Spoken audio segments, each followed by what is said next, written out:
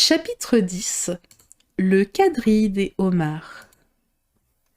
La simili-tortue poussa un profond soupir et s'essuya les yeux du revers d'une de ses pattes. Elle regarda Alice et s'efforça de parler, mais pendant 1 ou 2 minutes, les sanglots étouffèrent sa voix. « Pareil que si elle avait une arête dans la gorge, » dit le griffon. Et il se mit en devoir de la secouer et de lui taper dans le dos. Finalement, la simili-tortue retrouva la parole, et tandis que les larmes ruisselaient sur ses joues, elle reprit en ces termes. « Tu n'as sans doute pas beaucoup vécu dans la mer. »« Non, en effet, » dit Alice. « Et peut-être que tu n'as jamais été présenté à un homard. »« J'ai goûté une fois, » commença Alice. Mais elle s'interrompit brusquement et dit « Non, jamais. » De sorte que tu ne peux pas savoir combien le quadrille des homards est une chose charmante. « Certainement pas, » déclara Alice. « Quel genre de danse cela peut-il bien être ?»« Eh bien, » expliqua le griffon, « on commence par s'aligner sur un rang au bord de la mer. »« Sur 2 rangs !» s'écria la simili-tortue. « Tous tant qu'on est, les phoques, les tortues, les saumons, etc. Ensuite, quand on a déblayé le terrain des méduses qui l'encombrent, et cela prend généralement pas mal de temps, interrompit le griffon. On fait 2 pas en avant, avec chacun un homard pour cavalier, s'écria le griffon. Naturellement. Donc on fait 2 pas en avant vers son cavalier, puis on change de homard et on fait 2 pas en arrière, continua le griffon. Après cela, vois-tu, reprit la simili-tortue, on jette les homards, cria le griffon, en bondissant très haut, aussi loin que possible dans la mer. Et on nage à leur poursuite, hurla le griffon. On fait un saut périlleux dans la mer, vociféra la simili-tortue, tout en cabriolant comme une folle. Et on change de nouveau de homard, brailla le griffon. On revient sur le rivage et c'est tout pour la première figure, dit la simili-tortue en baissant brusquement la voix. Puis les 2 créatures, qui n'avaient pas cessé de rebondir dans toutes les directions d'une manière désordonnée, se rassirent, très tristes et très calmes, et regardèrent Alice. « Cela doit être une très jolie danse, » dit-elle impressionnée. « Veux-tu qu'on te montre un peu comment cela se danse ?» demanda la simili-tortue. « Oh, j'en serais ravie, » répondit Alice. « Essayons la première figure, » dit la simili-tortue au griffon. « Après tout, on peut très bien se passer de homard. Qui va chanter ?»« Oh, chante-toi, moi j'ai oublié les paroles, » répondit le griffon. Là-dessus, ils commencèrent gravement à danser en rond autour d'Alice, lui marchant de temps à autre sur les orteils quand ils passaient trop près d'elle, et battant la mesure avec leurs pattes de devant, tandis que la simili-tortue chantait ceci d'une voix lente et triste. Le merlan dit à l'escargot, « Pourriez-vous vous presser un peu ? Il y a un marsouin juste derrière nous, qui me marche sur la queue. Voyez avec quelle impatience les homards et les tortues s'avancent. Ils attendent sur les galets. Voulez-vous entrer dans la danse ? Voulez-vous, ne voulez-vous pas ? Voulez-vous, ne voulez-vous pas ? Voulez-vous entrer dans la danse ? Vous n'avez pas la moindre idée du plaisir que cela peut faire lorsqu'on vous prend et qu'on vous jette avec les homards à la mer. » L'escargot répondit « Trop loin, et le toisant avec méfiance dit qu'il remerciait le merlan mais qu'il ne voulait pas entrer dans la danse. Il ne voulait pas, ne pouvait pas, ne pouvait pas, ne voulait pas entrer dans la danse. Il y a un autre rivage, vous savez, une autre espérance. Plus on s'éloigne de l'Angleterre, plus on s'approche de la France. Ne pâlissez donc pas, bien-aimé escargot, entrez plutôt dans la danse. « Oh, je vous remercie, c'est très intéressant à voir danser », déclara Alice, qui était toute heureuse que ce fût enfin terminé. « J'aime énormément cette curieuse chanson du merlan. »« Oh, pour ce qui est des merlans, » dit la simili-tortue. « Tu as déjà vu des merlans, naturellement ?»« Oui, j'en ai souvent vu à des... » répondit Alice en s'interrompant brusquement. « J'ignore où Dej peut bien se trouver, » déclara la simili-tortue. « Mais si tu en as vu souvent, tu dois savoir comment ils sont faits. »« Il me semble bien que oui, » répondit Alice en réfléchissant. « Ils ont la queue dans la bouche et ils sont tout couverts de chapelure. » Pour ce qui est de la chapelure, tu te trompes. Elle serait emportée par l'eau dans la mer, mais il est exact qu'ils ont la queue dans la bouche. Et voici pourquoi.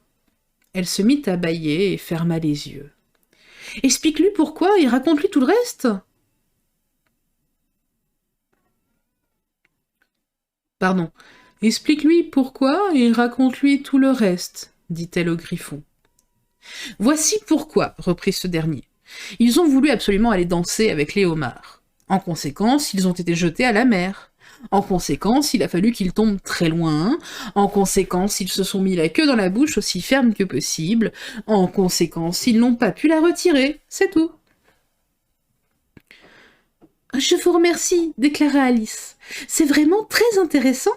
Jamais je n'avais appris tant de choses sur les merlans. Si cela t'amuse, je peux t'en dire bien davantage, affirma le griffon. Sais-tu à quoi servent les merlans? Je ne me le suis jamais demandé. À quoi servent-ils? Ils font les bottines et les souliers, déclara le griffon avec la plus profonde des gravités. Alice fut complètement déconcertée.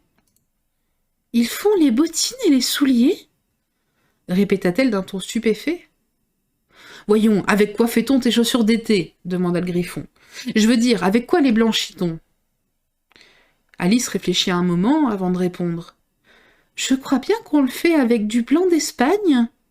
Bon, dit le griffon d'une voix grave. Eh bien, les chaussures au fond de la mer, on les fait avec du blanc de merlan, qui, tu ne l'ignores pas, est un poisson blanc. Et qui est-ce qui les fabrique?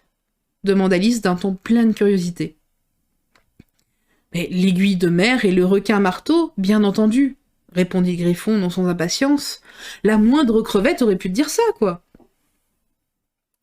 Si j'avais été à la place du merlan, déclara Alice, qui pensait encore à la chanson, j'aurais dit au marsouin. En arrière, s'il vous plaît, nous ne voulons pas être pressés ainsi par vous.